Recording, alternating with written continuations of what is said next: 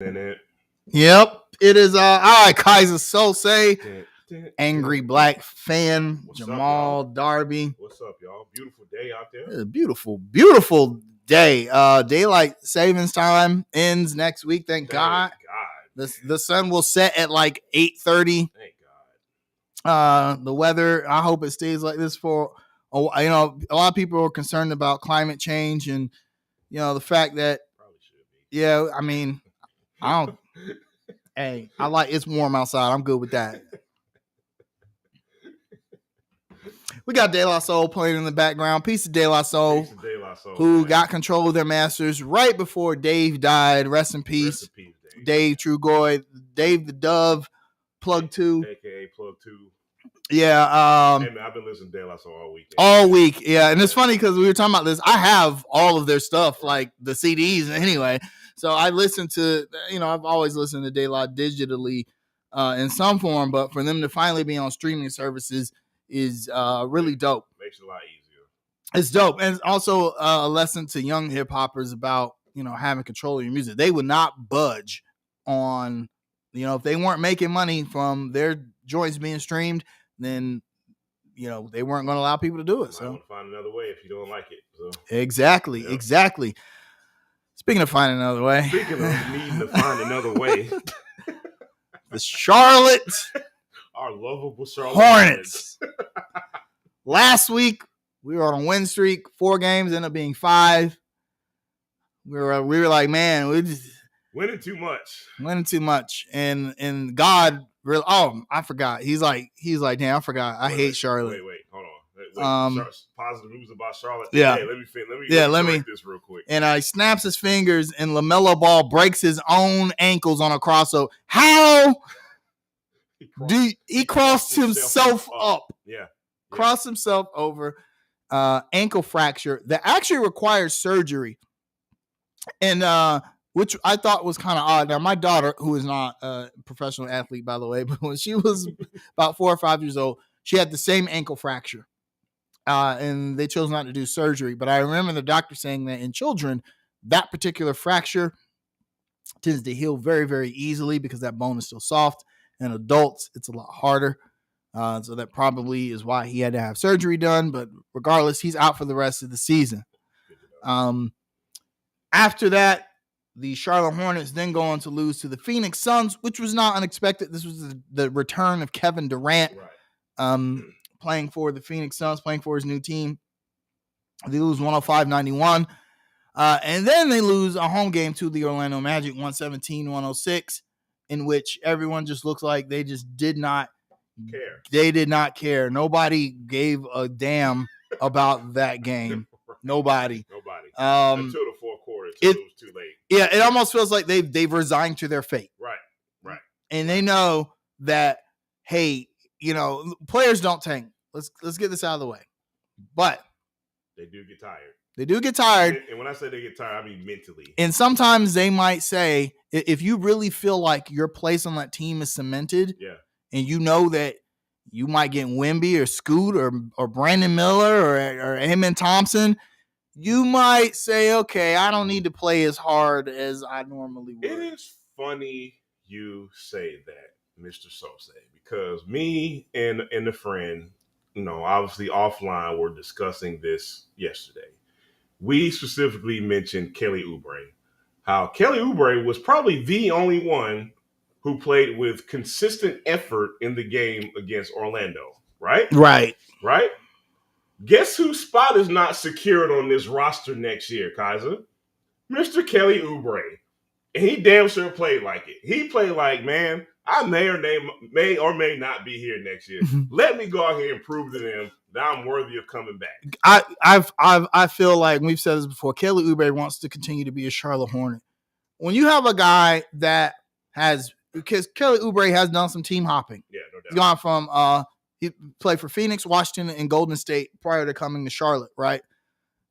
I think he feels like, okay, I found a home. Yeah. His role is bigger than it was at any of those other teams. His numbers are better than they were at any of those other teams. Yeah. Why risk a good thing by going to another team, by going to your 5th team where it may not work out And the market for Kelly Oubre is going to be within the range that Charlotte could pay. And I know a lot of people are going to be mad if we re-sign Kelly Oubre. Shut up. I don't how. Somebody break it down how you would be upset at that guy coming back to Charlotte. I've never understood. It was people mad at the Terry Rozier signing for reasons that I could not understand. I didn't understand why we weren't going to pay a 20-point per game scorer $20 million a year. Right.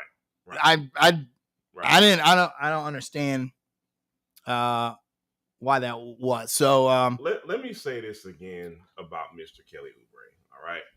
If we truly have aspirations of being a contender, if that is our aspiration at some point in our lifetimes, okay, if we don't just want to be mired in mediocrity for the rest of our lives, Kelly Oubre, again, I'm gonna say this again, it does not get much better than Kelly Oubre coming off the bench.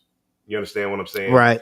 If you truly want to take that next step, then he's a linchpin off that bench, man. And why would you want to get rid of that guy? And then on top of that, culturally, let me say this again. Culturally, when you need a guy to compete, who's not afraid, who gives an effort on defense, that's not the guy you get rid of, man. Right. I feel the same way about Dennis Smith Jr., by the way, but Kelly's not the guy you get rid of. Let me ask you a question. Why did Golden State win the championship in 2015? What was the one move that they made? What was the one thing that Steve Kerr did that Mark Jackson did not do? Yeah, Kelly Oubre. Well, not Kelly Oubre. I'm sorry. Andre Iguodala. Thank you. Moved to the bench. Right.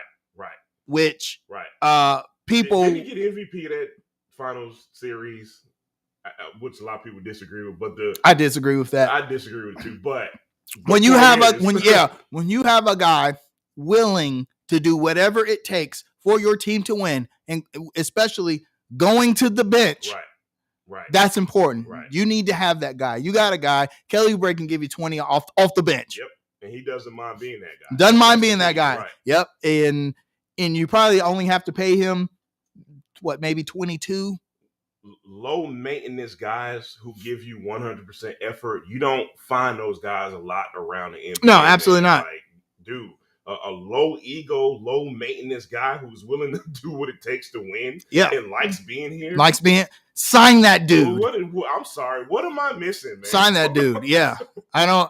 A lot of people get too caught up on the salary cap, and most people don't even know how it works. Right. Like, I'm not salary cap.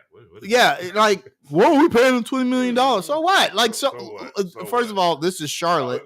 No. Time out. Back up. I don't want to hear that, because if we don't pay him, you know what's coming next. If he wants a number and he doesn't get it, you know what the narrative is. Michael Jordan cheat. Oh, man, he cheat, man. Michael Jordan cheat, man. Which one is it? You can't have both. Can't have both. Yeah. I think that the Hornets will make a run at Kelly Oubre. They should. Yeah. The right move. Especially considering that they're gonna want to dump off Gordon Hayward next season. He's on an expiring contract. Terry Rozier, I think they are open to trading him, but Terry's contract doesn't expire till the season after next. Yeah, right. So he may be a little bit harder to move, but I think Kelly Oubre is here to stay. And we said that to say that some people's jobs are not as safe as Kelly Oubre, and they shouldn't be tanking, but JT Thor is tanking all by himself. He's just out there. He's just out there tanking. Look, man. Let me give you my. Go ahead. I'm gonna bring up JT Thor's box scores. Go ahead and bring up the box score real quick. But here's my thinking on JT Thor. I actually said this online a couple of days ago. Guys, I like Steve Clifford. I really do. We were some of his biggest defenders back. I really respect Steve Clifford. Yes. I think his basketball knowledge is top tier. I really do. I think that man knows the game. I really do. And listen, I will defer to Steve Clifford because he knows more basketball than I know. I'm man enough to admit that, okay? He has to make me understand how and why JT Thor gets so many minutes. And when I say minutes, he's always the first guy off the bench. not Dennis, not McGowan's, not Kai Jones. JT Thor is always the first guy. Now, JT Thor is starting because PJ Washington is injured. I guess I understand. But I'd rather. Why. I'm gonna say something so ridiculous that Facebook might ban my account again. I'd rather see Lamelo Ball. What? That is ridiculous. Play. Wow. You trying to tell me you wouldn't see him play instead of JT Thor? Let me read off JT Thor's stat lines. You might get banned. Against Miami Heat, he played 25 minutes and 33 seconds. 0 points. 0 for 4 from the field with a negative 11 box plus minus. In a win, the Hornets won that game, and he was negative 11. He bounced back slightly in the Detroit game where he went 3 for 4 in 22 minutes, 7 points, 1 steal. That was the only other stat he had. Right. 7 points, and he was plus 8 in a win. Against Phoenix, in which we lost, this man played 28 minutes and had 2 points. He was 1 for 8. What else do I need to see? I'd rather have Lamelo Ball out there throwing up breaks than JT Thor. Come on, man. Say Kai Jones, not Lamelo Ball. Don't make me read off Kai Jones' box score. I love Kai Jones, man. I'd love to see Kai Jones get those minutes. But I mean, something got to give. I mean, and so part of me is thinking that Jordan, Mitch, and Clifford had a little secret meeting, and they were like, okay, the season's a wash. Right. Let's see what we got. You know what to do. Let's see what we got. Hey, JT. Hey, come on, bro. Get in there. Break. Imagine if Jordan's like, hey, tell you what. You run this tank out, Steve. We give you one more year with Wemby, Scoot, Miller, whoever. But come on, let's be fair. Clifford deserves another year regardless. Right, yeah. Let's be absolutely. fair. Absolutely. But, okay, I'm going to play devil's advocate with JT Thor. Maybe he's out there because of his length and his effort on defense. Maybe that's the reason he's out there, right? You don't look like you're buying that. I can't sell you on that. Is that what? No. I hate to be a JT Thor hater. I hate hating anyone. Right. But you are like. But I always say the stats don't lie, but they also don't tell the entire truth sometimes. That's true. I've always said that, so let me be fair. You're absolutely right. I'm trying to be fair on Thor. But my eye test tells me, why is he out there? I don't get it. Go ahead, man. So I guess it's one of those things like who else you're gonna play because Jalen McDaniels is gone. Right. PJ Washington is injured. He's hurt right now. So I mean he's gotta get minutes by. Miles Bridges still doing whatever he's doing. Probably making another whack rap. Yeah, exactly. So there's no one really else to play.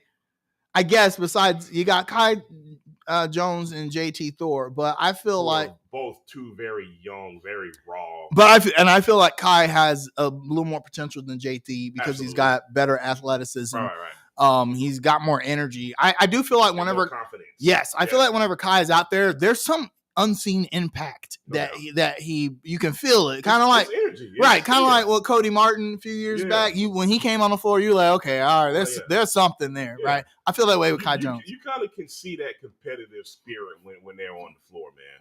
And JT Thor, I think, and let me know, I think you agree with me on this. I think the biggest knock on Thor with both me and you is that just lack of confidence and just looking like he's kind of lost out there most of the time. He'll pass up open shots. He'll make a bad pass. Just that kind of stuff. Am I right? Are you seeing the same thing I'm seeing when it comes to Thor? Yeah, there's a school of thought that you got to let players just play through their mistakes. No, you don't. You have to hold players accountable for playing poorly. That's a coaching philosophy. Me and you both disagree Yeah, with. yeah, absolutely. You sit down. That's the school I come from. I don't care who you are, right? Right. So now here's the thing, though. If the Hornets were trying to win games, it'd be different. But they're not trying to win games. Right. Well, the organization, the front, even though it's been in the media the last few days, Michael Jordan looking like ready to, oh my God, like he ready to jump off these dudes the Bengals. Yeah, like I can't believe it. I can't believe this is my team. But I gotta think secretly, he's thinking, if we get Wemby. No, look, man. I follow Michael Jordan for a long time, and I highly doubt he's doing anything for the cameras. One thing me and you both know about Michael Jordan, when it comes to the Hornets anyways, he doesn't even like cameras. He doesn't like the attention on him. So that picture that we all saw this weekend was a very genuine picture. I promise you. That's the way Michael Jordan. He ain't going to play up for no cameras enough. Michael Jordan hates losing in anything. And I know a lot of people say, well, Michael Jordan's making money off the Hornets. Why does he have a better team? Like it's just easy. Like he just, yeah, right. People forget that Michael Jordan literally 3 years ago, 4 or 5 years ago, fired everybody. Right. Everybody. Yeah. Trainers, coaches, everybody. GM. All y'all. Go. Get out. Get out. Brought in new blood, yeah. And the results have been mixed. But here's the thing, man. I think the results are better because we're still on a better track. And I know this season is a disaster. I know it. Nobody has to explain that to me, okay? I still think if you compare this to the Rich Cho era, we are still on a much better track. Absolutely. Because in the Rich Cho era, we didn't have a cornerstone like Lamelo Ball, right? Miles, yeah, exactly. We didn't have those cornerstones. And then going into this next draft, we have a chance to get another one. Yeah. We never had those opportunities in the Rich Cho era. In the Rich Cho era, we had Kemba. And I love Kemba. Kemba and LaMelo. No, we had Al Jefferson, like at the very end of his prime. Right. We made one playoff appearance two playoff appearances, and we were just overmatched. Yeah. In the years that we had to draft high in the lottery, we didn't hit. I mean, we can debate Michael Kidd-Gilchrist till the cow comes home, but he was a highly revered pick. All the scouts loved him. I love MKG, but we all agree he's not number two. And then the only problem with Cody Zeller was that he was picked number 4. If he had been picked 15th or 20th, he'd be fine. But if you go back and look, that draft was terrible. Go back and look at that draft and tell me you wouldn't pick Cody Zeller again. Don't say you'd pick Giannis. Don't even. Don't lie to us and say you was looking at Giannis, right? Was like, I knew that guy. Yeah, don't say that. So yeah, I feel like the team is on a much better track, ironically somehow. Right. And if we hit in this draft, which this is a deep draft, yeah, no doubt, man. We've said Wemby or bust and all that stuff, man. But the fact remains is there's a lot of good players. Draft, man. I just feel like Brandon Miller, Amen Thompson, Scoop, those guys are outstanding. They will be outstanding NBA players, and they will make the team better. I got a hot take. But go ahead. I was gonna say, Wemby is a franchise-changing pick. He's game changer. Yes, like the league will change because of him, right? Like I feel like you get him on the Charlotte Hornets, and Michael Jordan will not be having the sad face. Hey, listen, here's my hot take for today. So I think we all agree 1, 2, 3 is Wemby, Scoop, and Miller. I think we all agree there. Right. All right. I'm slowly putting Miller in that number 2 spot, bro. I'm slowly. I really now we talked about Brandon Miller previously, and if the Charlotte Hornets pick him, how it's going to look bad for them. The PR stuff is going to be right. Bad. Yeah. So I will need the Hornets to get ahead of that. Right. They because the Miles Bridges situation is still right, there. and especially if they re-sign Miles. If you re-sign Miles and then you draft a guy who gave a gun to his friend to kill his girlfriend, oh my God. Jill Blazers South, buddy. Yeah, not a good look. from the media standpoint. But Brandon Miller, yeah, I agree. Like he could. So this, I love college basketball. Is the only college sport I really like. I follow college football because you kind of have to in order to know who's going to come to the league. But admittedly, in the last few years, college basketball has waned in excitement. Yeah, no doubt. But the tournament this year, woo! Pay close attention, man. Pay close attention. And our brother Danny Thompson brought up another good prospect yesterday, man. Nick Smith out of Arkansas is another one to look at too, man. So again, there's a lot of really good talent coming out. So yeah, Washington, man. The tournament this year, somebody might have the Steph Curry effect, where no one was even checking for Steph Curry, and this man comes out, just runs through the tournament, and now suddenly he's a lottery pick. So I do want to circle back around to a question Swagner has. Talking about JT Thor, does he need more time in Greensboro? It wouldn't hurt. It wouldn't hurt, but I feel like he's had enough time in Greensboro to where we know what he is, right? What he offers. Right. Like this is his second full season in the league, so like you got to bring something. Like even Kai Jones, with all the time back and forth he spent in Greensboro, like we said before, I feel like when he's on the floor, there's something there, right? Yeah. I don't get that something with JT Thor. I don't. Yeah. He seems shook out there. No confidence. He's hit 1 3-pointer in the last 5 games. Game against Phoenix, 1 for 8, 0 for 2 from 3, 2 points, 8 boards. -10. -10. Plus minus in the Phoenix game. All right, I'm gonna give you one more stat to rag on JT Thor with, and then we're done. Stop calling that man the God of Thunder too. That's disrespectful to the comic book Thor. So mean to JT Thor. So JT Thor has started 4 games. Okay, in those 4 games, he's averaged 22 minutes, 2.8 points a game, 2.5 rebounds, 1 assist, -11.8 plus minus in those 4 games, shooting 26% from the field and 20% from 3-point range. Ooh, dismal, okay? Yeah, now compare that to Mark Williams' first 4 games to start where he looked like damn Hakeem Olajuwon. Right. But here's what's crazy.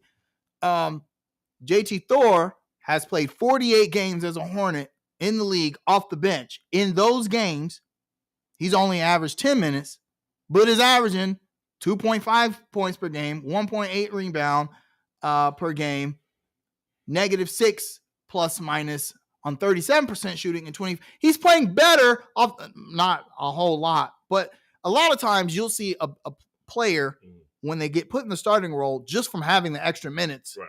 They see increased production. And you don't see that with Thor. You don't see that with JT Thor. Okay. Let's take it off of JT Thor because we banged on him enough today. That's true. Yeah. I do want to ask you a question. Phoenix Suns game, right? Here's a hot takey kind of question. How different does that game look with Lamelo Ball and PJ Washington playing in that game? Phoenix? Yeah. How different does that game look? We might win. I'm glad you said it. Because I didn't want to say that. So I'm glad you said that. The only reason we wouldn't is because Kevin Durant has this thing, right? He has this thing where he's like, "Oh, I forgot I'm Kevin Durant." Let me just scored 20 straight points. He's done that to us in the past, you know. I think the last time we beat Kevin Durant was when Terry Rozier dunked on him. Yeah, that was what 2 seasons ago. We beat him last year, I think. We'll have to research that. Yeah. Fact remains is Kevin Durant is pretty damn good, right? Yeah. However, I thought in that Phoenix Suns game, the score is not really indicative of that game, in my opinion, because I thought we really competed pretty hard in that game. Mm-hmm. You know what I mean?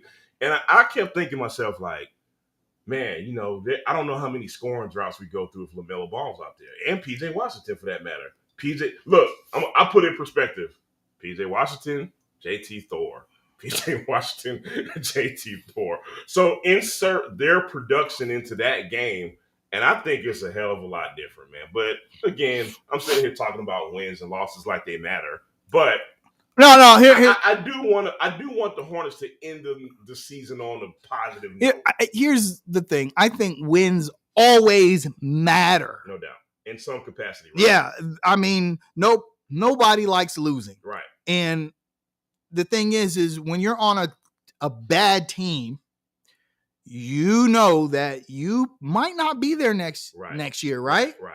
So I'll never forget that there's a story about the 7-59 Hornets, and another and you know, we was getting our asses kicked, and one of the Hornets players made a good play and said, "This is our house." And one of the players on the other team said, "This is everybody's." Yeah, he said, "This is everybody's house." That was Rudy Gay. You think who every Bobcat fan wanted on our team? Yeah. You think if somebody says that to you, that don't hurt you in your soul? As a competitor, it has to, right? You'll never forget that. Right. You'll never forget that, right? So winning matters at some point. Now, to Michael Jordan, Mitch Kupchak, these wins and losses may not mean that much. I think the losing hurts Michael Jordan. I think it really does. I think you saw it. I think we saw it. Yeah. I think Mitch is like, okay. Mitch is probably like, okay, yep. Let me draft Wemby. My legacy is secured. Right. I can ride off into the sunset. Right. So, yeah. So here's my point when it comes to winning and losing in our situation. Okay. When I say I want the Hornets to end on a positive note, I want to see things different on the court. I want to see these guys maintain professionalism on the court, right? Maintain their effort, but most of God, I sound like a coach, but I want them to maintain their good habits, because if you look at the Orlando game, which was not a very professional effort, which was not a good effort at all, I don't want my team with those bad habits going into next season. You understand what I'm saying? So even in losses, even if we do lose, make sure you're at least maintaining your professionalism. Make sure you're maintaining those good habits on the floor. And like I said, make sure that culturally you're planting some seeds for that to carry over to next season, which is why it's important to get guys back like Dennis Smith Jr. and Kelly Oubre, because those guys have done that. They've maintained their professional. They've maintained the effort. They maintain their good habits. Man, I want guys like that on my team. Man. Let's talk about Dennis Smith Jr. real quick, because I made a post in the Hornets group about I bumped an old post in which our brother Vince made about the signing of Dennis Smith Jr. Oh boy, everybody was mad. Everyone was very upset at that signing when it happened, and I simply said, some of y'all need to go back and apologize. And some people held firm to their stance that Dennis Smith Jr. was not that good because he couldn't shoot. Have y'all not seen this man play? It is a clear, when you say stuff like that, this is why it's important to actually watch games before you talk about basketball. What I just said it. Stats don't lie, but they don't tell the whole story. Dennis Smith Jr. is bigger than stats. Yes. His play on the court is bigger than any statistic you want to throw at me. It's obvious if you watch this man play basketball. Culturally, what does he do? He gives the Hornets an edge. Yes. The defense that he plays, first of all, if he did nothing else but just play defense, the Hornets would just be better anyway. Right. Absolutely. Right? Absolutely. So, I got to give him that. Okay, so he's not a great shooter. He's capable. He ain't great, but he's capable. He can score. Yeah, he finds a way to score. Right, He'll try and murder you in front of your family. he'll go right at. He had a missed dunk against, was it Miami? I believe so. And I remember thinking that might be the greatest missed dunk ever. Like, he was ready to yeah. So I really hope the Hornets re-sign DSJ. You can ask for a better backup point. I don't want any young snot-nosed brat coming in. We have enough of those to back up LaMelo Ball. In fact, I look at successful teams. Look at their backup point guards. I always have a mentor in that backup point guard. Yep. Is it some young dude who doesn't know the NBA? No, it never is, because it's always some guy who has some experience in the league and playing basketball that is backing up your star. Right. That's what the Hornets have that right here. Just dude. You actually bring up a good point, man. And I argue about it with fans sometimes, but I also understand where they're coming from when they want to see the young guys play more. when you draft young guys, you want to see them on the floor, right? But if and when the Hornets want to take that next step, when you get to the point where you're just like, all right, we're chasing being a contender, you're going to have vets on that team. NBA play, don't take my word for it. NBA players themselves will tell you if you don't have strong vets on your team, you're not going to be contending for any championships, man. So at some point, maybe not next year, but in the years to come, if the Hornets are truly wanting to take that next step, at some point they got to have some vets on this team to mentor some of these younger guys and taking that next step. Man. Yeah, you have to find vets that are willing to fill that role. Right. A guy like Dennis Smith Jr., a guy like Kelly Oubre. Right. That's why when they didn't re-sign Isaiah Thomas, I was a little disappointed because I felt like he could have filled that role. Right. And then Dennis Smith Jr. is a pretty good consolation to Isaiah Thomas, right? So, the Hornets have pieces. They do, regardless of this season. Yes. Yeah. And I feel like if they were healthy, we wouldn't even be having this conversation, right? We've said it all season. I don't know if they would have been better than last year because Miles Bridges wasn't playing. Right. But I don't think you take a team that won 43 games last season, and then they're just trash. They're just suddenly worse, right? I would have expected especially if they kept Miles Bridges, that they would have gotten better organically. Right. LaMelo would have taken that leap. Miles Bridges would have gotten better. Yeah. They would have picked up Dennis Smith Jr. and gotten better. Right. That didn't happen due to injuries, due to legal issues, all kinds of stuff. So it's difficult to evaluate really what the Hornets have here. And a lot of people feel like, well, and this is a ridiculous take, after the Miles Bridges situation, the Hornets did nothing to fill that hole. What were they supposed to do? First of all, 20-point per game scorers just don't grow on trees in the NBA. Okay. I'm going to keep this real simple. Let me keep this very simple. After the Miles Bridges situation, let's just play devil's advocate, shall we? Cause let's just say there is some 20-point a game scorer out there that wanted to come here. First of all, let's be very clear. But that said, hey, I wouldn't mind playing for Charlotte, and we give this 20-point a game guy 3-4 year deal. Where does that leave Miles Bridges, who has been a part of your plans for 4 years? Yeah. Where does that leave him? Because there's this little thing called the salary cap, people, where you can't just go sign anybody that you want to and just throw money around. Like, you can't. Michael Jordan can't go take his Jordan money and just throw it at somebody and say, hey, come play. It doesn't work like that. We need to think about these things before we say them, people. Fans think it does work like that. Boy. I want to touch on this thing that Queen City Hornets said. We talked about the Martin twins. I do think it's funny that Caleb Martin is getting all kinds of praise in Miami, right? When y'all hated him when he was here. Just hated him when he was in a Hornets uniform. And Vince said the same thing about Malik Monk. Oh, my God. Now that the Sacramento Kings are good. And Malik Monk had a good game. Yeah, oh, Malik Monk. Same thing with when he was with the Lakers last season. This is the same Malik Monk that played for Charlotte. Trust. The stats show that he's the same guy. Same guy, right? So, I don't know what to say, right? It's the jersey, not the player. It's the jersey. Absolutely, man. Okay, so coming up, the Charlotte Hornets will play. We have the Nets tonight at 6 p.m. Brooklyn, the Knicks, Detroit, and Utah. Tough schedule. I'm going to go 1-3. I'm going to go 0-4. I actually think that we surpassed Detroit for the number 3 for the third worst record in the league. I don't blame you because we're only a game behind or ahead of them. Because if you think about it, one game that we didn't talk about because that was the game Lamelo Ball got hurt. Was the Detroit game? Was the Detroit game, and I'll keep my analysis very short for that game.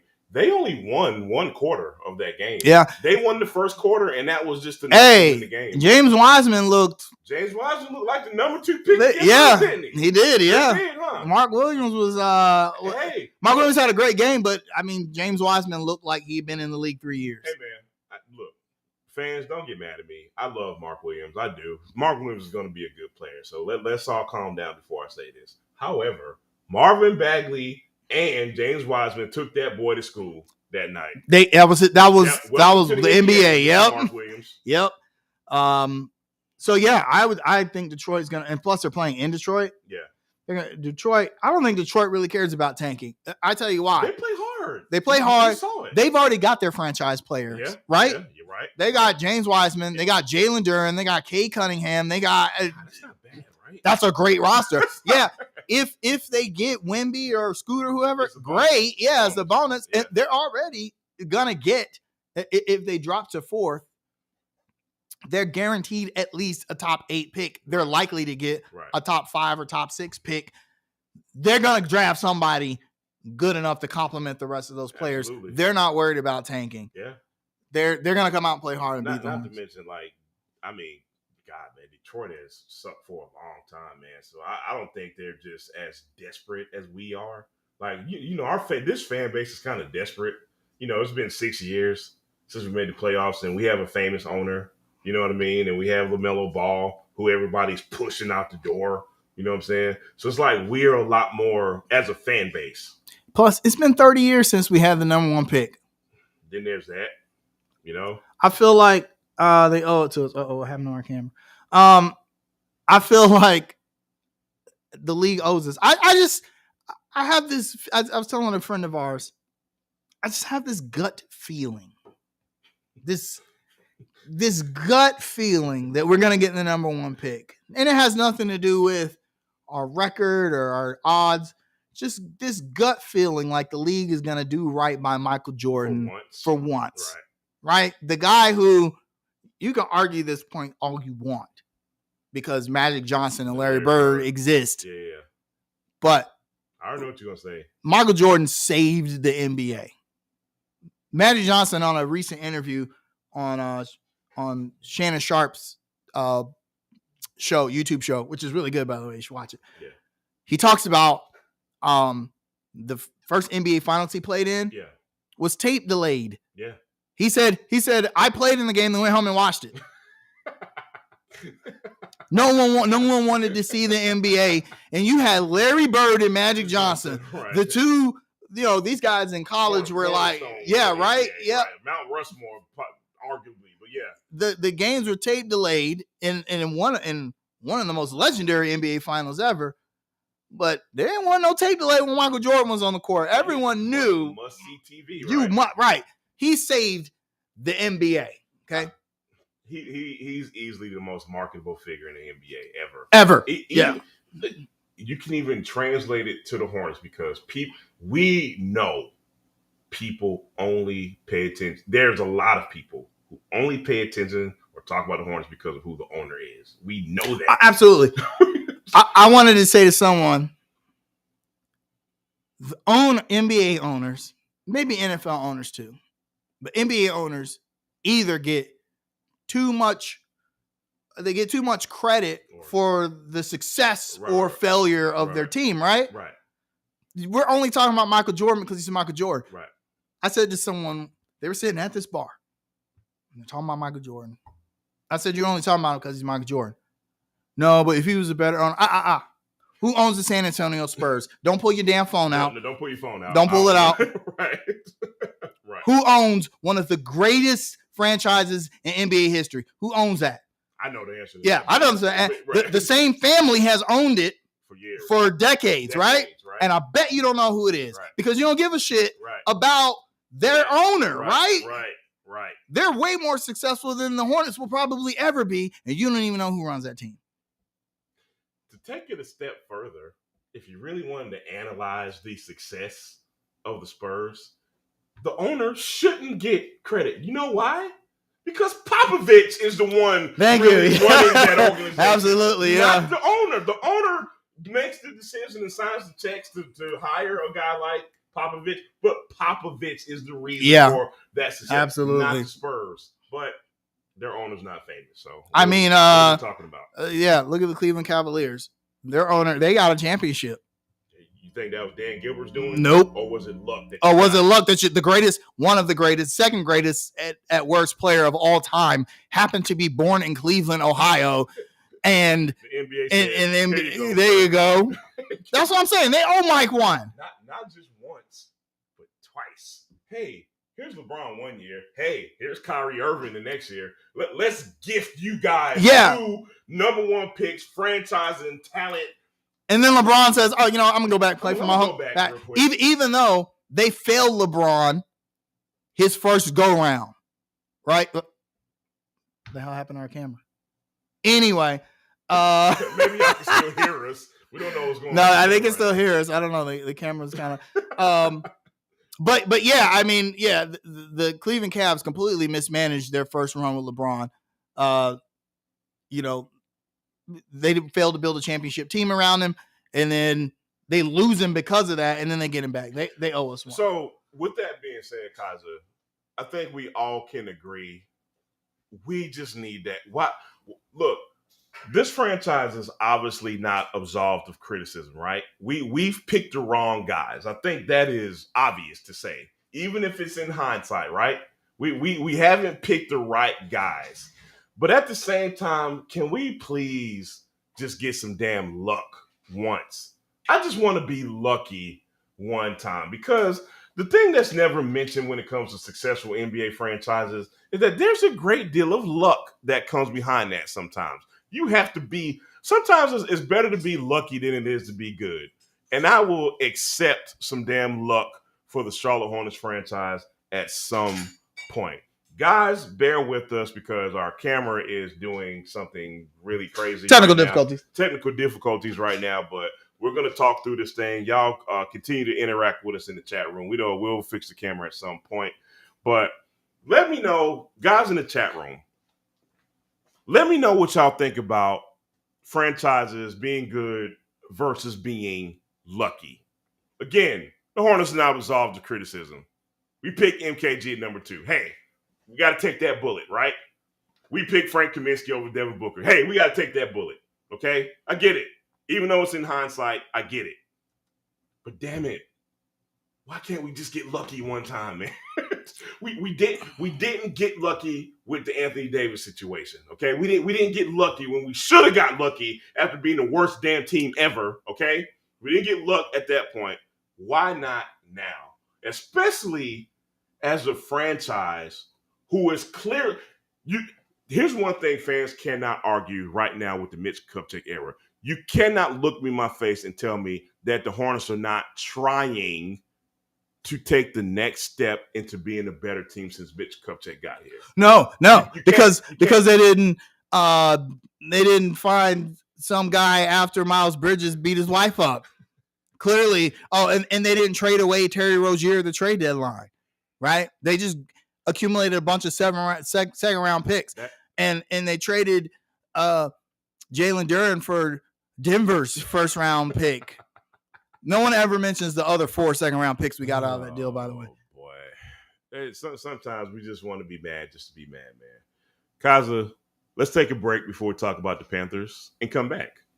Yeah, we're gonna take quick. Let's do that. We're gonna take a break, y'all. We're gonna come right back. Don't go nowhere. Please don't go anywhere, because we gotta see what's going on with our camera.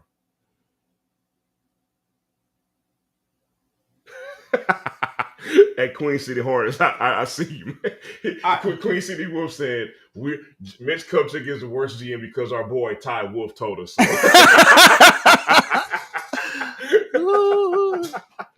That's funny, man. All right, I fixed the camera. All right, I fixed it. We're not taking a break. Oh, I didn't fix it. Okay, I don't know what. We did not fix it. Okay, I'm gonna let Jamal bloviate. All right, more bloviating by Jamal. we're going to bloviate. Swagner says the NBA's bugging our cameras. Right? You know what? It's funny. We start talking shit, and then suddenly. Hey y'all, we're making lemonade out of lemons right now. Hey, this is your fault, man. Because hey, look, man. Hey, Adam Silver got a lot of power, bro. You know. Let's take a break. All right, y'all. We're gonna take a break. We'll be back in maybe 5 to 10 minutes. Don't go anywhere. We'll be right back, y'all. See, the camera keeps moving. Let's log out real quick, man. Hold on. I'm gonna check something.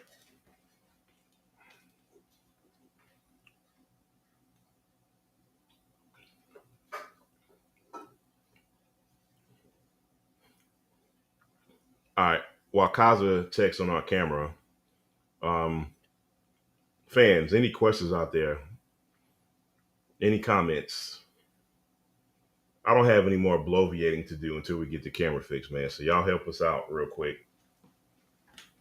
How's everybody's weekend? What did you do? Did you do anything fun? Are we fixed, Kaza? I think we're good, but let's move on and talk about the NFL because I think the NBA. All right, guys, we're gonna move on and talk about the because they already made it so where we can't broadcast live on Facebook for the next 17 days. Don't even tell them why. I'm gonna tell them why.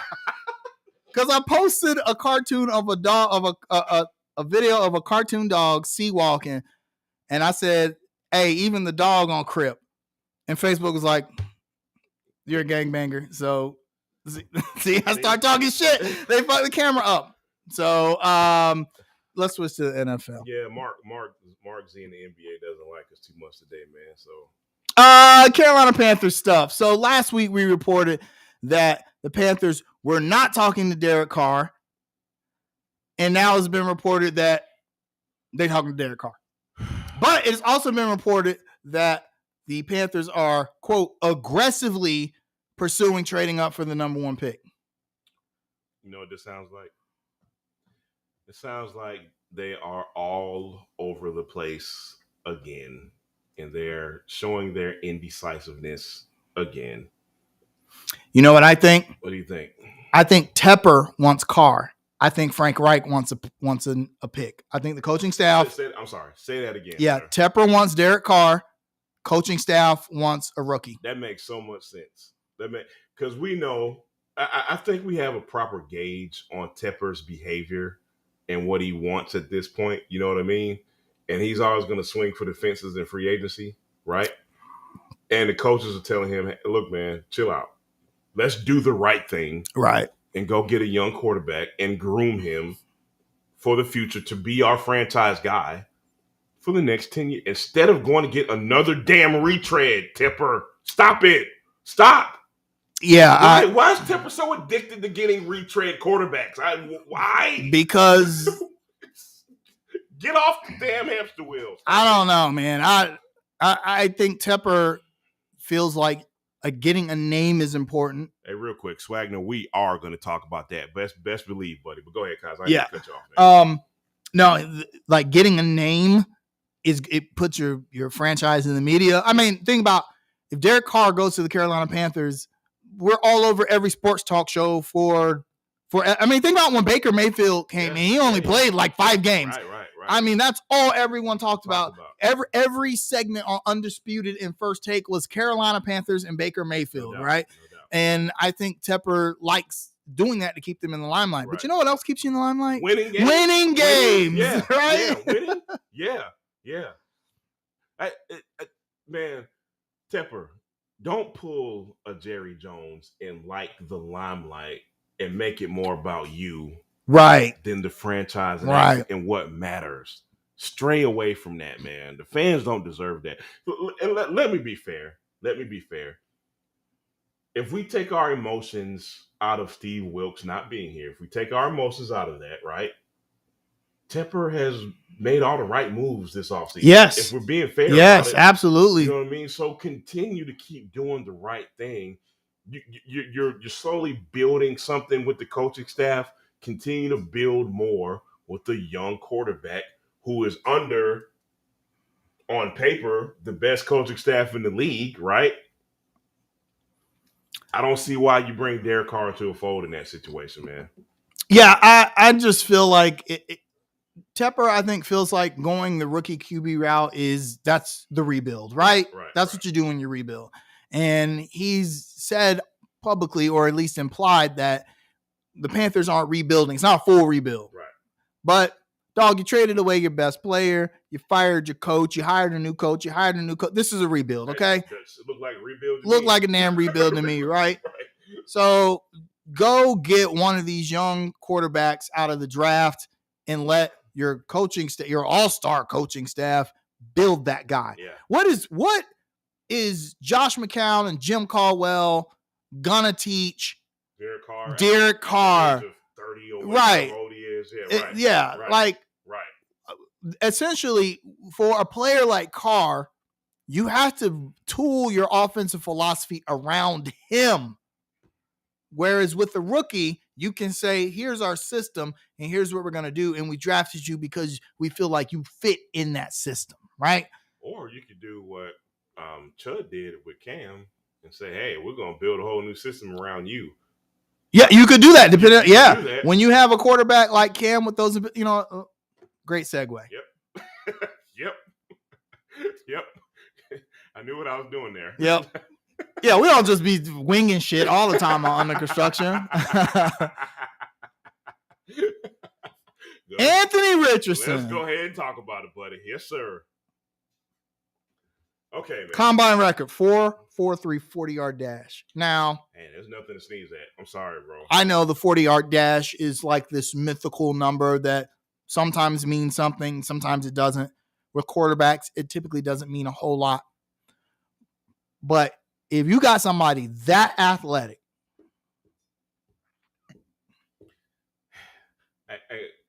let me say something.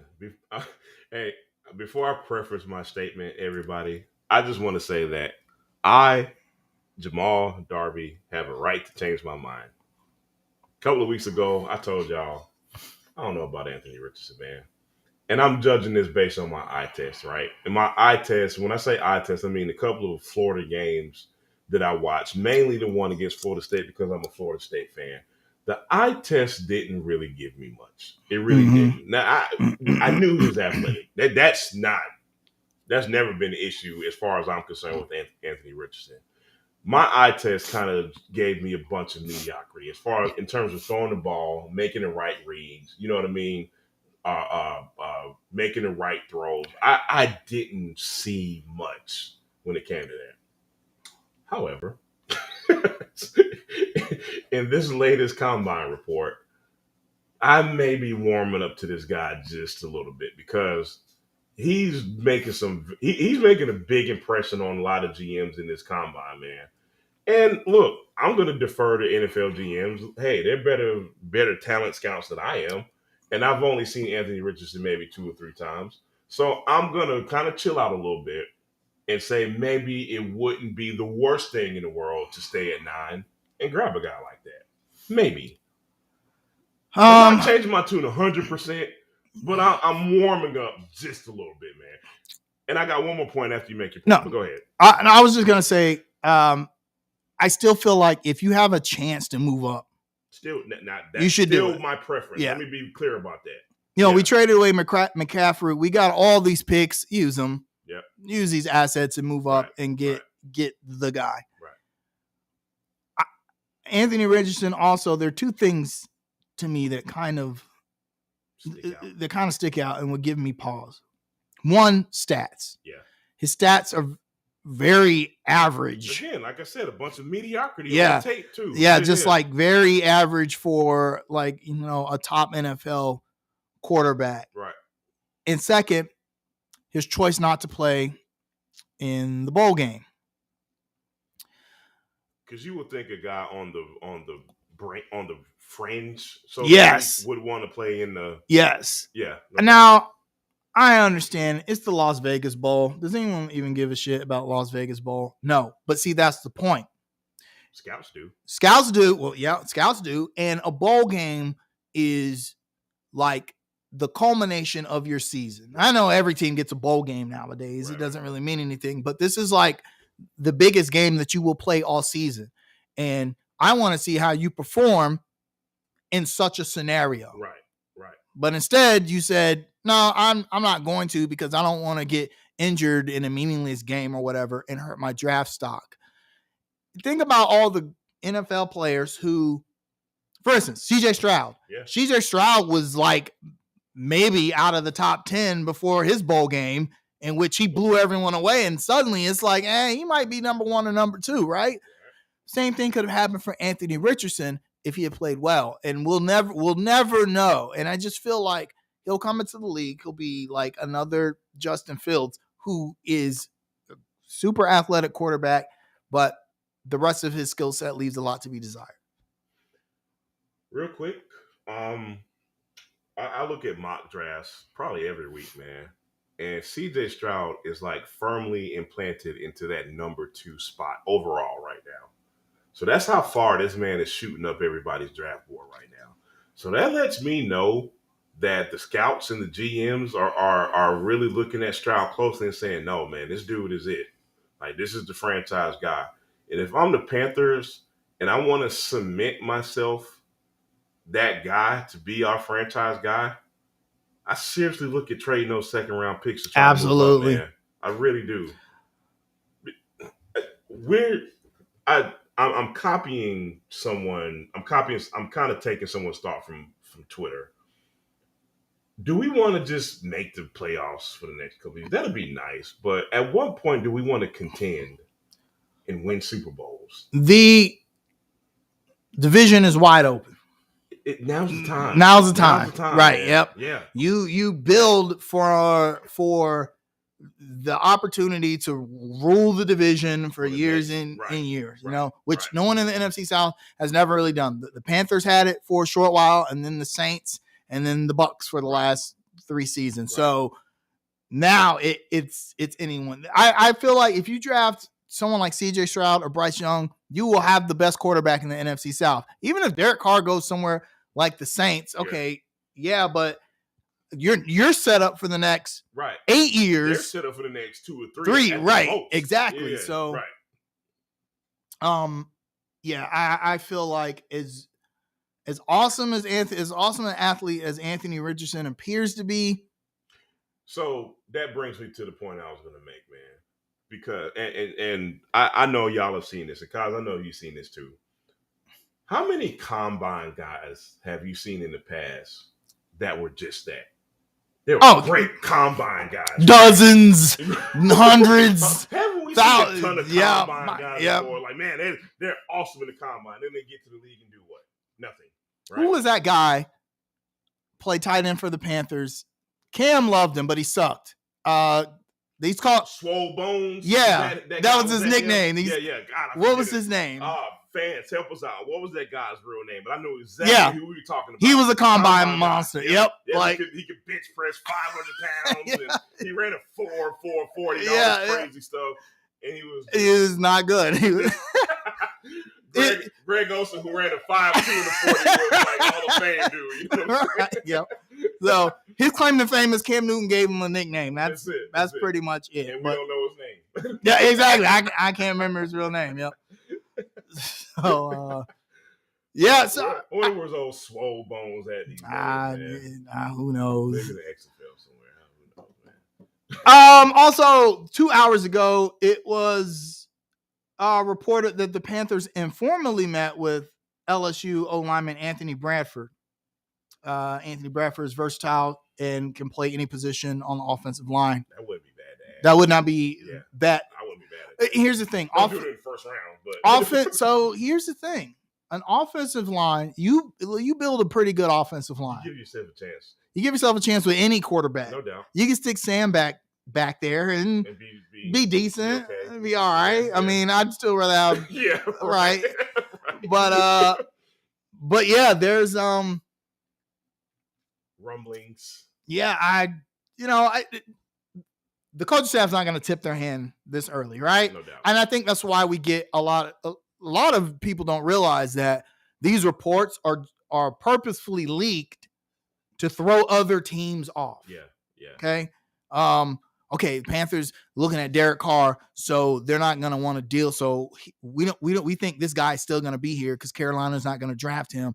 It messes up other teams' draft boards and their positioning, and that's why you'll hear a report, and then like 2 hours later, it'd be like, okay, no, that never really happened. Right. No, like for instance, there was a report that the Panthers were talking to Aaron Rodgers, And then like 2 hours later, no, Panthers No, aren't talking. right. We're not talking to Aaron Rodgers. You bring up a good point. It's like we never know the real truth because immediately the people who are closest to the Panthers. Let me be very clear about that.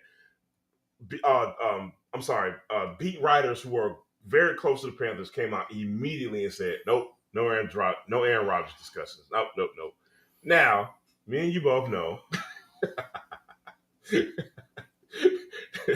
There might be some things in between the truth there. You know what I'm saying? What do you think about that? What would you be excited about? Let's talk about that real quick. About Aaron Rodgers? Yeah. Would you be excited about that? Yeah. For like a season or two, right? Yeah. I mean, it's like the Tom Brady effect. Yeah.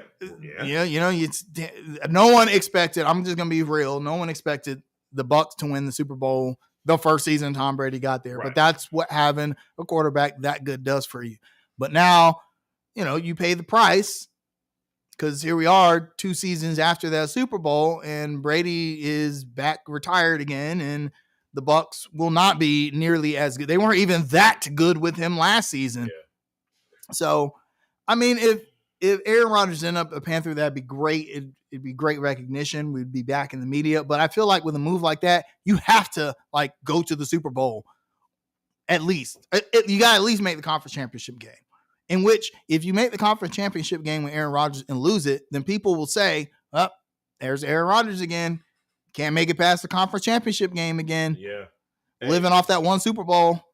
Real quick, I do want to address Swagner and Austin Wright as far as tight ends to look at. Again, I don't want these guys in the first round. I think first round you gotta take care of your quarterback situation. Yeah, either way. Absolutely. However, let me tackle this question Swag and Austin Wright have, man. This is just my personal opinion, y'all. Again, I watch a bit more college football, a little more than college. I'm not trying to. No, you watch a lot more than I do. I watch a little more college football than college does.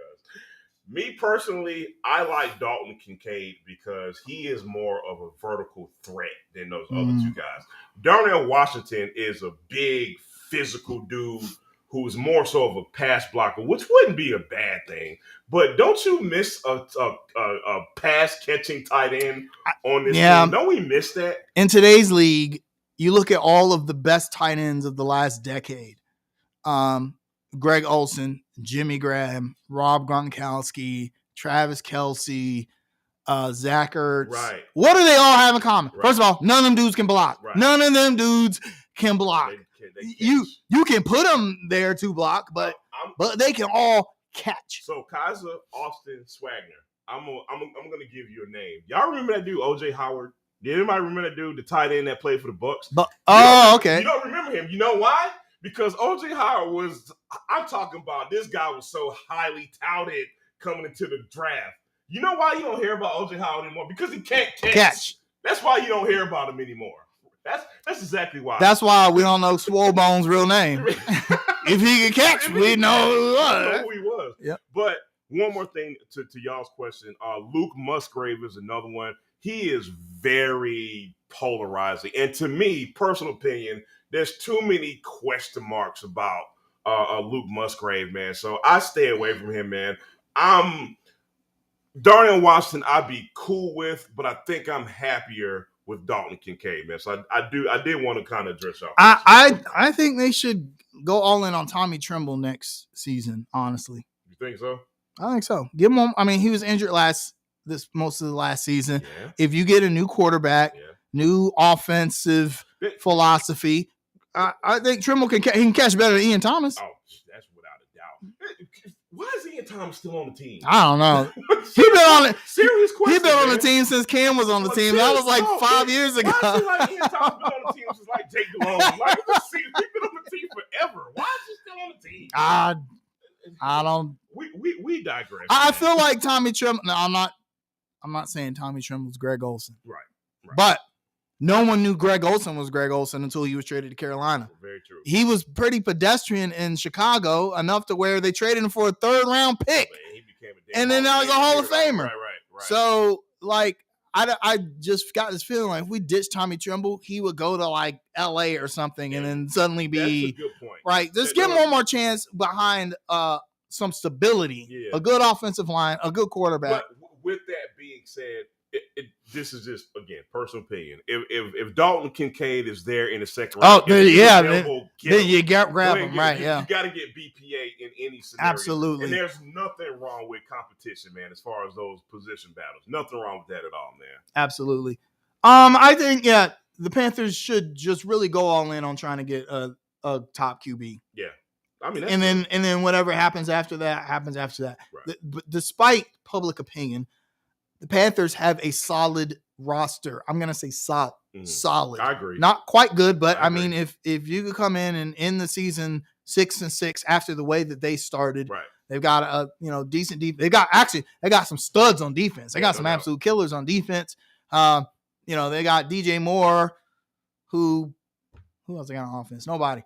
But Okonwu had a pretty decent rookie season. I think he had a really good. Yeah, PFF graded him out very high. Yeah. You have the makings of possibly building a good offensive line. Yeah. I think the Panthers, they put a good quarterback behind center, and I think they're on their way. I'm gonna tell everybody, watch out for what the LA Rams do. Because, and why am I mentioning the LA Rams? The reason why I'm mentioning the LA Rams is because their moves that they may make, which is kind of rumors right now, their moves are going to reverberate throughout the league. And what I mean by that is, there's rumblings that Bobby Wagner may not be there, rumblings Jalen Ramsey may not be there. To make a long story short, their salary cap situation didn't match their win total. Right. So they may be looking to kind of separate themselves from a lot of good talent. Look out for the Rams, and look out for what David Tepper wants to do with the Panthers. That's why I'm mentioning the LA Rams, y'all. So just kind of look out for that situation, man. Yeah, if Bobby Wagner is released, the Panthers need to jump on that. I'm sorry. Bring out the truck, whatever it takes to get that guy. Yeah. Yeah, and if you can get Jalen Ramsey for cheap, which you probably could. I mean, they got Stephon Gilmore for what, a second and a fourth? He still should be here. Yeah, honestly, exactly. Yeah. You know what we got to talk about? Jerry Richardson. Yeah, absolutely. Jerry Richardson, and we all know who Jerry Richardson is. The man needs no introduction. Yep. Passed away this past week at the age of 96. 86. Okay. Yeah. And the reactions from players were as genuine as they could possibly be, especially Thomas Davis, and even fans. And here's the thing about Jerry Richardson: the last few years of his life turned a lot of people away from, the respect they have for Jerry Richardson. Right. When things came to light about the things that he was doing within the franchise, and ultimately the reason why he ended up selling the Carolina Panthers. And I don't think that anyone should dismiss those things, particularly the people that he hurt. Right. Okay? Right. All right. Having said that, there would be no NFL in the Carolinas without Jerry Richardson. Yep. Okay? Yep. It's like a lot of things can be true at the same time. Exactly. Yeah. Yep. So I'll give him that respect. Now, people who don't like sports are going to say, so what? That's a fair point. I won't argue with you. I won't. Yep. But I love sports. I love the Carolina Panthers. Yep. And if it weren't for Jerry Richardson, those things wouldn't be here. If it weren't for Jerry Richardson, we'd be Greensboro. Yeah, exactly. So, and a lot of the players reflected that sentiment. Cam Newton, which the relationship between Cam Newton and Jerry Richardson was always very odd to me. I'm so glad you said it, dude. I had the same conversation personally, man. Yeah. Because, look, I'm sorry. I am not going to ever forget about the tattoos. Yeah. Hey, wear your hair cut a certain way. Yeah. Hey, we're going to hire this PR guy to tell you what to say. I'm not going to forget about that. No. I'm sorry, man. And look, I feel the same way. I'm split right down the middle as far as my feelings with Jerry Richardson. On one side, you had all the stuff that I just mentioned, along with Jeans Friday and the reason he had to sell the team in the first place. Then on this other side, you have this highly respected guy by the players who and the league, ex-player, who did so much for the league and the players themselves. So I think, like I said, both feelings of how I feel about Jerry Richardson are very, very genuine feelings, man. I think I'm okay to be torn about that. You know what I mean? Yeah, I mean, humans are complex Right. individuals, and Imperfect. yeah. So I mean, I'm not gonna, like I said, I don't want to be dismissive of the things that Jerry Richardson was accused of doing, but you know, I just say that Cam Newton thing just kind of, You won't forget about it. yeah. I mean, Cam Newton, and maybe because when Cam Newton came into the league, I mean that was over a decade. That was 2011. Right, right. So he was a lot younger. Look at, if those of you guys that follow Cam Newton now, look at where he is in his life. I think he would still love to play football, but he's in a good place, and he gives off this perception or this air of being more mature, something that Cam Newton has never been Right. Associated with in his career. Right. And I think he probably attributes a lot of that to Jerry Richardson. He wasn't out. Cam Newton had the potential to be Ja Morant, what Ja Morant is now. Right. He was. I mean, think about Cam Newton's journey into the NFL. No doubt. Right. I mean, he was doing stupid shit in college. Right. Which he would admit himself. Absolutely. Right. Right. He stole that laptop. He had to go to a junior college. Yeah, they never admitted this, but we know his dad was taking offers from schools, right? And imagine if Cam Newton had gone to a team and they're like, yeah, just do whatever the fuck you want. Right. It might have turned out a whole lot different. Different. And I know that respectability politics, especially in the black community, we don't like to hear that. I know if I went to an employer and they were like, if I'm an athlete and they're like, you can't have tattoos. I don't have any anyway, but you can't have tattoos and you can't have a fucking afro or whatever. I'll be like, hold on, bro. Excuse me? Like, I'm sorry, what? I'm a grown ass man. Yeah. But I think what Jerry Richardson was trying to get across to Cam Newton was that, look, you want people to respect you in this league. This is how you're going to have to conduct yourself. And let's be fair about this, and let's think about the fan base here in Charlotte, and more specifically, let's think about the paying fan when it comes to the Panthers. Let me repeat that, Kaiser. Let's talk about the paying fan that pays for Panthers tickets. Let's think about the fan that has those PSLs and those club level seats. You know where I'm going with this, right? Jerry Richardson knew, hey man, I gotta market this team towards South Charlotte, banks, professionals, right? I mean, it's people in Charlotte that still hate Cam Newton because of who he is. You're kind of finishing my point. Yeah. You're finishing my point. You know what I'm saying? It's like Jerry probably knew, hey man, you're gonna be hated either way. Yeah. Even if you are perfect, what's the word I'm looking for? Not as cool, right? Yeah, Cam Newton, right? They're still gonna hate you. So understand, you got to move a certain way to kind of stabilize this fan base and how they perceive you. He probably knew something we didn't before we did, bro. I mean, Jerry Richardson, for those who don't know, he was an ex-player. Yeah. He had a little bit of money left over from his playing days. I think he said he had a couple $100 in the bank, and he was at dinner with a friend of his who was a quarterback at Wofford, Richardson's alma mater, and they decided to go into business together. They pulled their resources, and they started the first Hardee's franchise in Spartanburg. And that was, 30 years later, right. He brings the Carolina Panthers to Charlotte. So, with all that being said, man, to his friends and his family, his players, and all those that really knew him and were close to him, man, condolences to all those people. Absolutely. Man. Absolutely. Steve Smith made a real nice tweet, saying that Jerry Richardson was like the grandfather that, he never had. Yeah.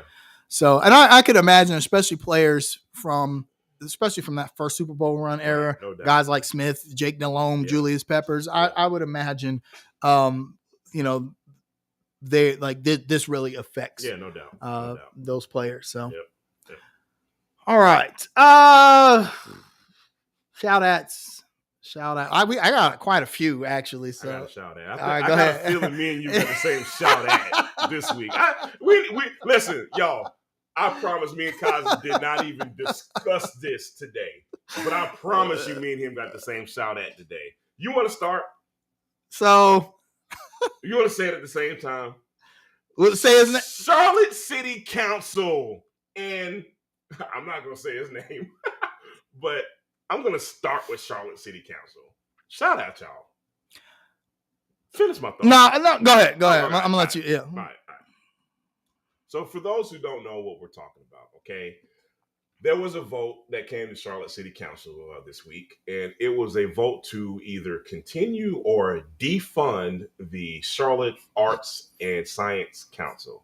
Why is this so important to guys like me and Kaiser? Because me and Kaiser personally know a lot, so many people who are in the artistic community of Charlotte. Kaiser, you're actually technically one of those people. I mean, even though you don't really do it anymore, but you were one of those people who are involved in the arts and creative kind of scene in Charlotte. Me and Kaiser know so many people in Charlotte who were affected by this vote. And not the overwhelming, but the final vote was to ultimately defund all these programs who will make the arts and creatives of Charlotte's jobs a lot easier, including employees directly working for the council who are dependent on this money. And Charlotte said, it's not really that important to us. We're gonna ultimately vote to defund these monies that are going to these important programs that contribute to the arts and creative process of Charlotte. And it's just widely disappointing how we can't find money for the things that... You know who they won't defund? They won't defund any damn developers around here, tell you that much. Investors, the police. They ain't developing, defunding them. But artists, I just don't... I want to ask the Charlotte City Council, what kind of city do you want to be? What do you want to be known for? Like, there's actually Family Guy told a joke about Charlotte a few years ago, essentially saying how we are devoid of culture. Like, we are a city with no culture.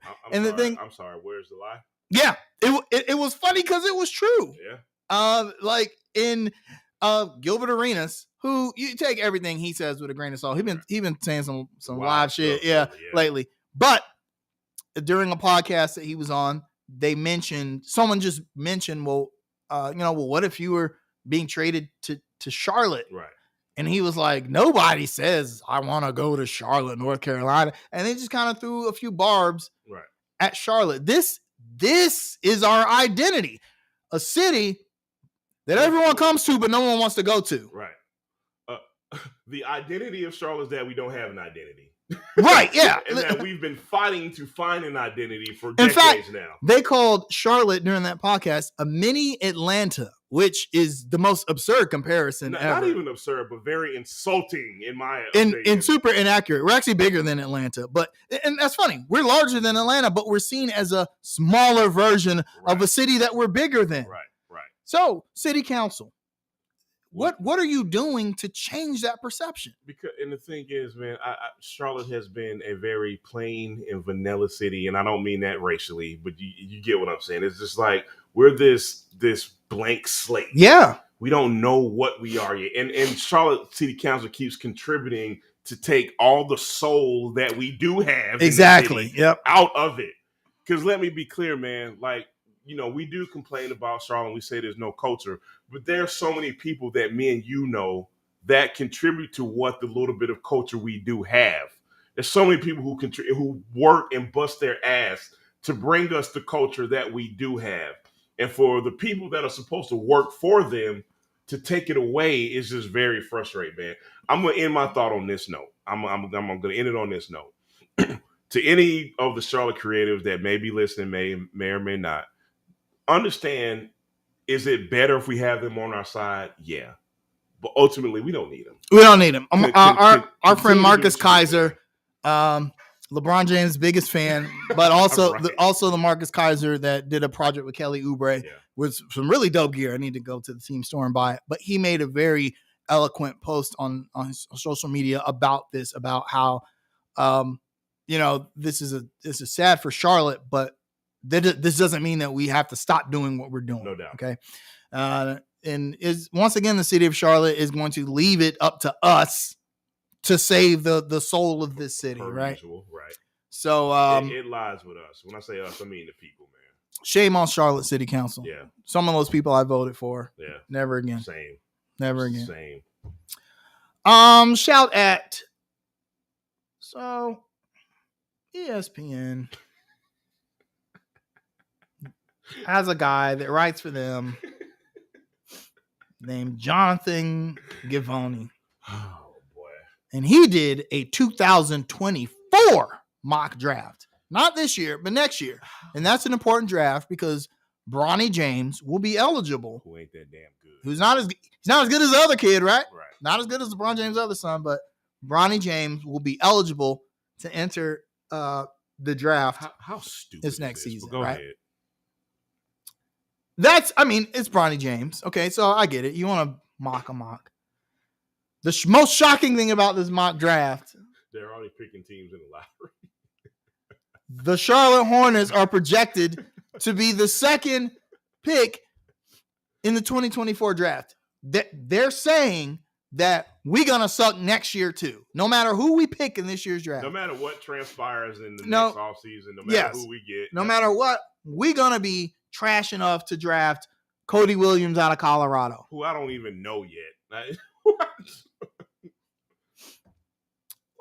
Why? Why would you do this? Why would any writer do this? How in the world can you just say, forget everything that has to do with context and make a dog and make it? How? Well, it's like sorry. It feels lazy.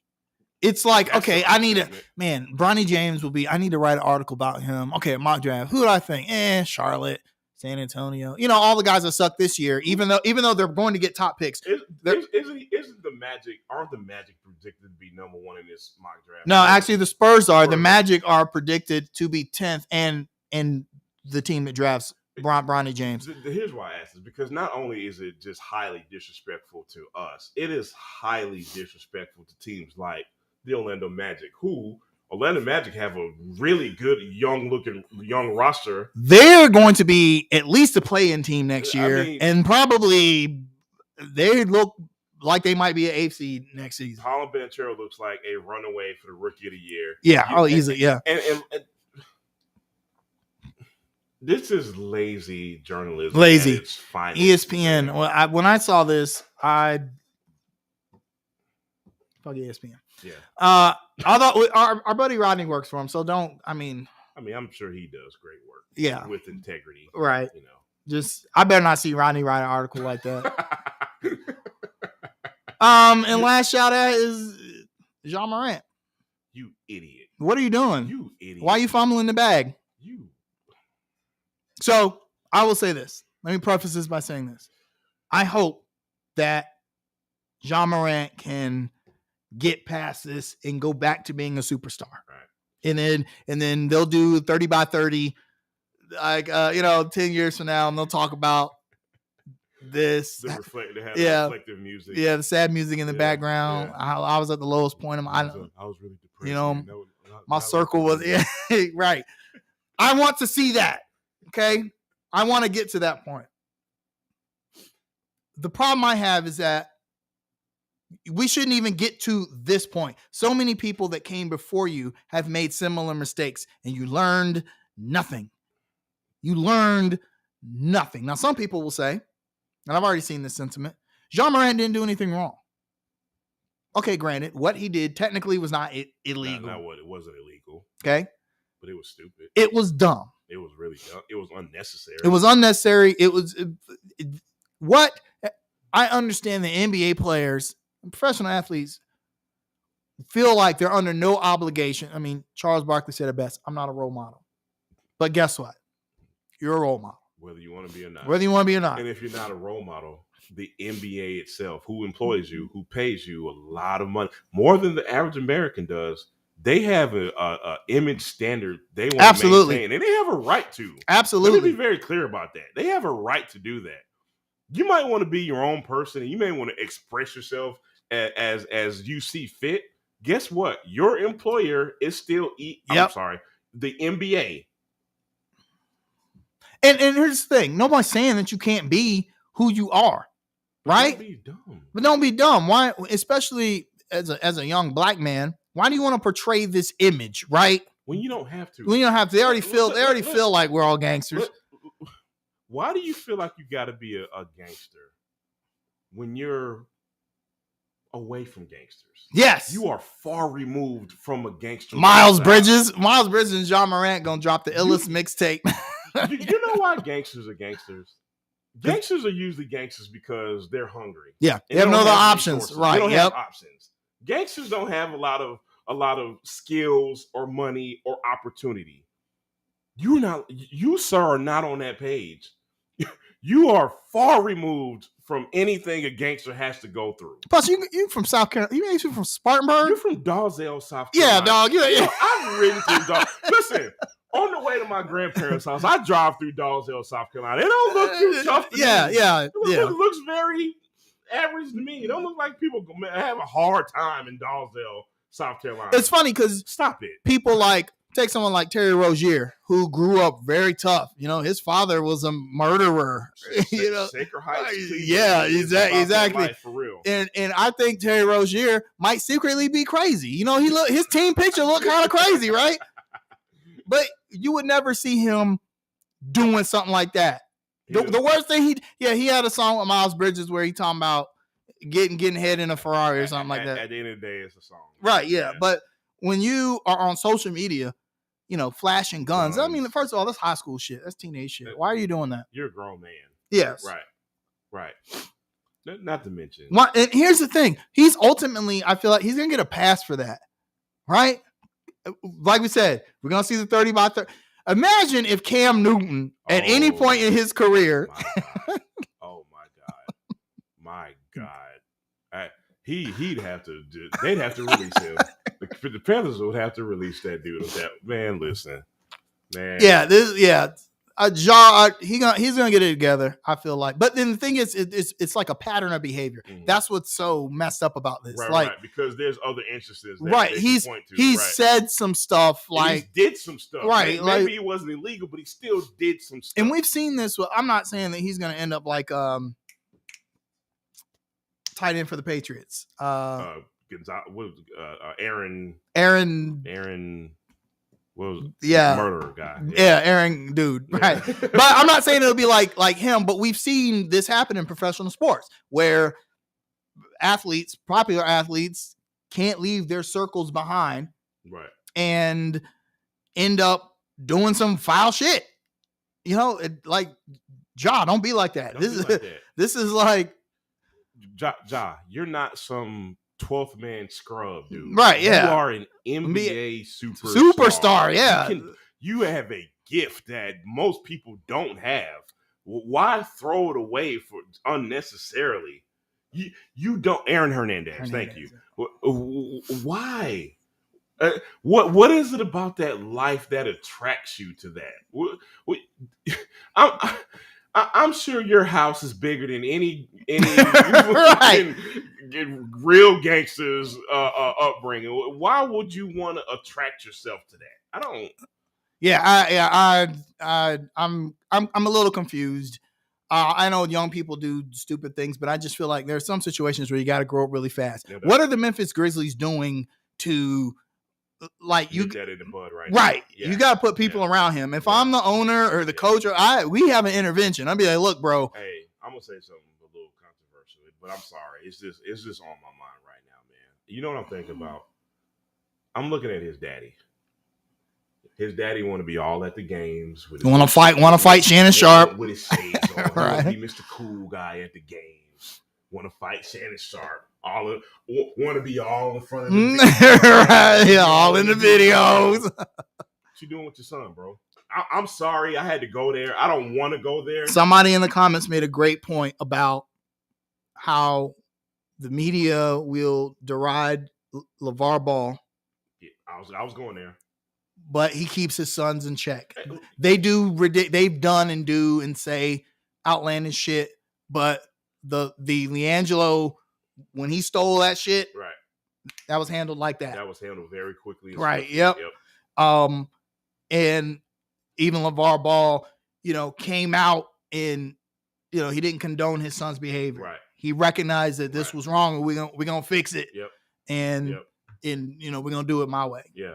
Hey man, LeVar Ball's iron me. I've criticized. He's chilled out. He's chilled out a lot, Yeah. man. He has, and I know LeVar Ball has been in front of the camera a lot. And if you look at LeVar Ball, it's a lot of that stuff he says and does is in jest. Like, he's really a fun-loving dude. If you really look at LeVar Ball a lot, he goes to bat for his sons. He says ridiculous stuff, but at the end of the day, he's just going to bat for his sons, and I can't ever be mad at that. And if I'm comparing this to his antics, for lack of a better term, compared to what John Moran is doing now, it ain't even a comparison to make, really. So I'm looking at Josh Daddy, who all in front of the camera. Yeah, it's ridiculous. Let's talk to your son about some serious issues, bro. Parents whose children are on the cusp of superstardom, be like Del Curry. Yeah. Be like Del Curry. Make it about ball. Make it about whatever it is you. Yeah. Del Curry, and he talks about Steph on the broadcast. Yeah. That's his son. I know he's like super proud of him, but Del Curry has never done anything to try, and Sonia Curry for that matter, to insert themselves into exactly. Yeah. The fans might. I remember, when Del Curry was seen at the game with two dime pieces, and was like, "Yo, hold up, all right, Papa Del." But he's not all up in Steph Curry's interviews. Like strive to have that kind of. Right. Be proud of your son in that way. Let your son's success be his. You ain't never gonna see Del Curry fighting in the stands with. Del Curry ain't making no ESPN appearances. Right. Like, that's my boy. He ain't gonna have his shades on. Yeah. You know what I'm saying? Man. Yeah. Not gonna happen. Not gonna happen, bro. But I feel like Jacques can get past this and it'll be an afterthought. Also, one last thing. Steph Curry's from Charlotte. He's not from Ohio. People who do that just. I saw somebody made a YouTube video. They took NBA 2K23 and they were like, "What if I put all of the NBA superstars on their home teams?" And somebody put them on Cleveland. Put them on Cleveland with LeBron James. And everyone in the comments are like, "Yo, what the fuck are you doing? Right. He's from Charlotte." Okay, he was born in Cleveland. He lived there for 2 months, I think he said. That's like saying Michael Jordan's from Brooklyn. No, he's from Wilmington, right? Yep. So y'all gonna give Charlotte their props. I guess we just gonna have to take our props. Everyone thinks we're a shitty city. We think we're the mini Atlanta. We're just gonna have to. Ain't it funny how the basketball team in the city is so parallel, like fighting for this respect? Everybody just like, just Charlotte, some little push. Charlotte's we've been on the cusp. Some of y'all don't remember how popular Larry Johnson was. Oh, he was a superstar. He was on Family Matters. Yes, he was on Family Matters. Yes, I had a grandmama poster in my room. I had the shoes. I had the. How many hip hop and R&B videos did you see with somebody with that teal and purple? Purple, yeah. Jersey, or just the colors, period. Right. During the 90s, the Charlotte Hornets were hot. The only problem is that they played in the same division as Michael Jordan. Yep. That was the only thing. Yep. And then George Shinn messed that up. He just messed it up. And then we had the baby. We were on the cusp again. Yes. Okay. Then he does just whatever he wants to and ruins his popularity. Yep. Fumbles that bad. Then we gotta get it back, man. Then we Cam Newton, the 2015-16 Carolina Panthers, dog. Everybody in the world wanted to see them win the damn Super Bowl. What a time to live in this city! I'm telling you, it was insane. Cam didn't even invent the dab, but you damn sure he had white women every day dabbing. Yep. He had white women in yoga pants dabbing. Yep. We were on the cusp. We've been on the cusp of just just on the precipice. We're gonna get back. We're gonna get over there. I don't know who's gonna do it first. It'll probably be being like Charlotte FC. Shout out to Ryan Breckenridge, man. I know you said he's been away from we see you, man. Thank you for coming on, man. Thank all of y'all for coming on, man. Come on, sorry about the camera issues. I'm trying different setups, and you know what? I'm just gonna buy a new camera. I've had my eye on this really, really good camera. It's expensive, but I think it'd be worth it. So I'm gonna buy that camera, and then we'll be straight. I got some interns also that are gonna come in. Yes. Oh man, okay.